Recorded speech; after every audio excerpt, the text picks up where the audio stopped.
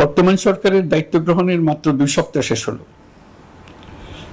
কর্মযাত্রার প্রথম পর্যায়ে রাষ্ট্র সংস্কারের কাজে আপনাদের কাছ থেকে যে সমর্থন পাচ্ছি সেজন্য আন্তরিক ধন্যবাদ।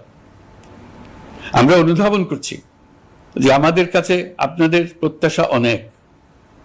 এই প্রত্যাশা পূরণে আমরা বদ্ধপরিকর। যদিও দীর্ঘদিনের গণতন্ত্রহীনতা, 15 বছরের ফ্যাসিবাদী শাসন ব্যবস্থা প্রায় প্রতিটি ক্ষেত্রেই আমাদের জন্য পর্বতসম চ্যালেঞ্জ রেখে গিয়েছে, কিন্তু এই চ্যালেঞ্জ গ্রহণে আমরা প্রস্তুত। আজ আমি সরকারের পক্ষ থেকে আপনাদের দোয়া ও সহযোগিতা কামনা করতে আপনাদের সামনে এসেছি। শুধু আমি বলবো, আপনাদের একটু ধৈর্য ধরতে হবে। এখনই সব দাবি পূরণ করার জন্য জোর করা, প্রতিষ্ঠানে ঢুকে ব্যক্তিবিশেষকে হুমকির মধ্যে ফেলা, মামলা গ্রহণের জন্য চাপ সৃষ্টি করা, বিচারের জন্য গ্রেফতারকৃত ব্যক্তিকে আদালতে হামলা করে আগেই এক ধরনের বিচার করে ফেলার যে প্রবণতা, তা থেকে বের হতে হবে। ছাত্র জনতার বিপ্লবের গৌরব ও সম্ভাবনা এসব কাজে ম্লান হয়ে যাবে। নতুন বাংলাদেশ গড়ার প্রচেষ্টা হতে ব্যাহত হবে। রাতারাতি এই পরিস্থিতি থেকে উত্তরণ কঠিন।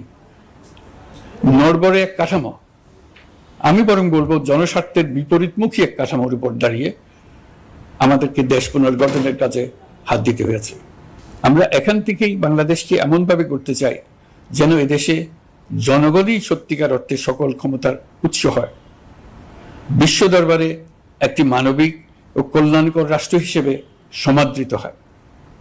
তরুণ প্রজন্ম, শিক্ষার্থী ও জনতার আত্মত্যাগের প্রতি সম্মান জানাতে রাষ্ট্র সংস্কারের কাজে সফল আমাদের হতেই হবে।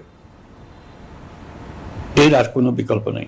একটা বিশেষ ব্যাপারে আমরা আপনাদের সহযোগিতা চাচ্ছি। আমাদের দায়িত্ব গ্রহণের পর থেকে প্রতিদিন সচিবালয়ে, আমার অফিসের আশেপাশে, শহরের বিভিন্ন স্থানে সমাবেশ করা হচ্ছে।